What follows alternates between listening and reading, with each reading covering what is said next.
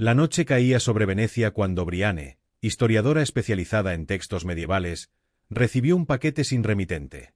Dentro, una edición rara de las Centurias de Nostradamus, con páginas marcadas por símbolos ausentes del original. Una nota decía: la quinta profecía comienza donde el primer error fue cometido. Intrigada, llamó a Lucio, físico que estudiaba patrones climáticos anómalos, encontrándolo en el observatorio de la universidad. Mientras analizaban los códigos, sonó una alarma. Los sistemas de energía global registraron fallas simultáneas. En la pantalla, un mapa mostraba puntos de colapso alineados como constelaciones. Lucio murmuró algo sobre un patrón previsto en escritos antiguos, pero Briane ya hojeaba el libro, deteniéndose en un verso que mencionaba dragones de fuego engullendo soles. En ese instante, un destello rojo atravesó el cielo, reflejándose en las aguas de los canales. 2 días después, en Ginebra, Marco analizaba muestras de hielo de la Antártida, encontrando partículas metálicas no identificadas.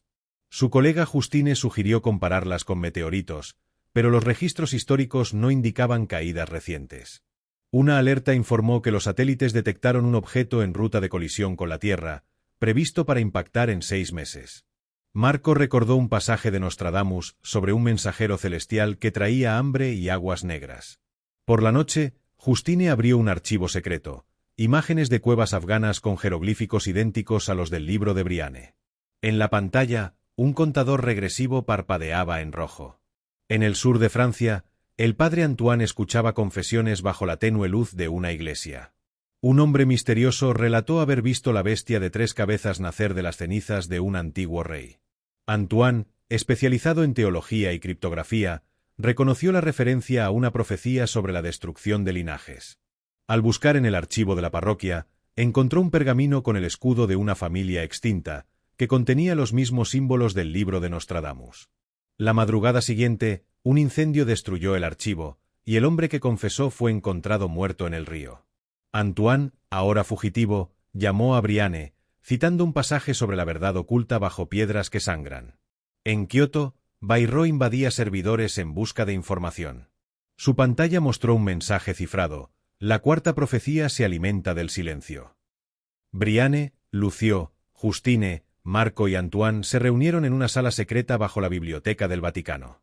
Descubrieron que las 5 profecías estaban interconectadas. El primer eslabón era el objeto celeste en ruta de colisión, el segundo, las partículas en las muestras de hielo, el tercero, el símbolo de la familia francesa, el cuarto, los colapsos energéticos, y el quinto, nadie se atrevía a descifrarlo.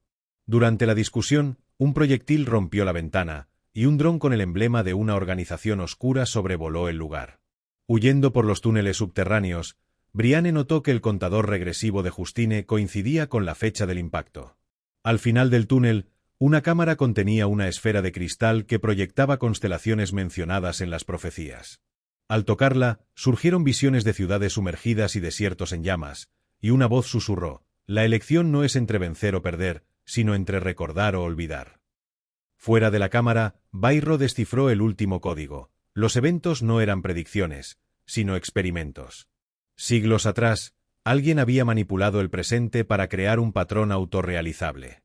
El grupo, dividido entre destruir la esfera o usarla, enfrentó a agentes de la organización en una lucha silenciosa. Briane sostuvo la esfera, viendo todas las posibilidades entrelazarse. Si la profecía se detenía, surgiría otra; si se ignoraba, el caos reinaría. Lucio, herido, murmuró: es un bucle. Nosotros somos el bucle.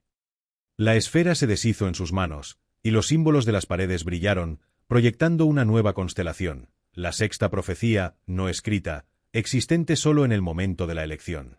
El observatorio de Ginebra registró un cambio en la trayectoria del objeto celeste. Antoine susurró una antigua oración, y Justine concluyó: no son 5, son infinitas. El contador se puso a 0, y el mundo siguió girando, cargando preguntas sin respuesta. El destello de la esfera aún ardía en las retinas de Briane cuando el suelo tembló. Parte de la cámara se derrumbó, sepultando los símbolos. Lucio arrastró a Justine a un corredor, mientras Bayrro veía sus pantallas parpadear frenéticamente. Patrones de interferencia, murmuró, reconociendo una secuencia numérica vinculada al objeto celeste. En Kioto, un hacker rival dejó un mensaje: no estás preparado para la sexta.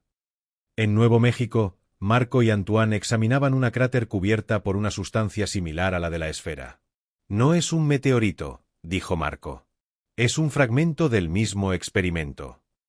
Antoine citó un versículo apócrifo sobre estrellas que llevan la semilla del arrepentimiento. Una figura encapuchada dejó un dispositivo cerca del campamento que proyectó una réplica de la esfera con la inscripción: lo que se partió se rehace en la sangre del cordero.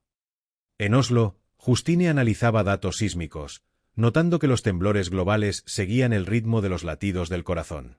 Un epicentro en el mar de Noruega apuntaba a un convento medieval demolido. Están reactivando lugares olvidados, concluyó, enviando un mensaje cifrado a Brianne. Horas después, se detectó un submarino no identificado en la zona, y las comunicaciones se cortaron. Brianne, escondida en Calabria, traducía un manuscrito con las palabras agua que no moja y fuego que no quema. Lucio recordó neutrinos capaces de alterar los estados de la materia. ¿Y si las profecías son ecuaciones?, preguntó. La línea se cortó, y hombres armados atracaron en el muelle. Brianne huyó, llevando un diario del siglo XVIII sobre una máquina impulsada por luz solidificada. En Chile, Bairro descifró el código del contador regresivo. Marcaba el colapso de un campo magnético artificial mantenido por satélites desconocidos. Un virus borró datos sobre la sexta profecía, dejando solo un archivo de audio. Cuando el espejo se fracture, el verdadero cielo será revelado. Los observatorios registraron el horizonte curvándose, como una lente a punto de romperse. Los relojes se detuvieron. Justine vio datos formando una figura humana compuesta por millones de puntos luminosos, mientras Marco y Antoine activaban la máquina del diario. El aire se congeló, y Antoine reconoció el agua que no moja, un líquido que preservaba los recuerdos. Brianne, en una cueva, descifró: el sexto eslabón no es una profecía, sino un espejo.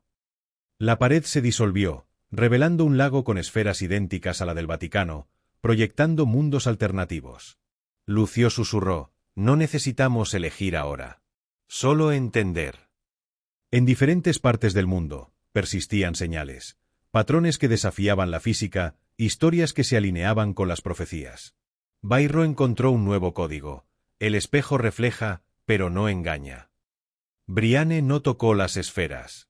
Escribió una nueva profecía sobre la elección de recordar, lanzándola al lago. El mundo siguió girando, cargando la posibilidad de un nuevo comienzo.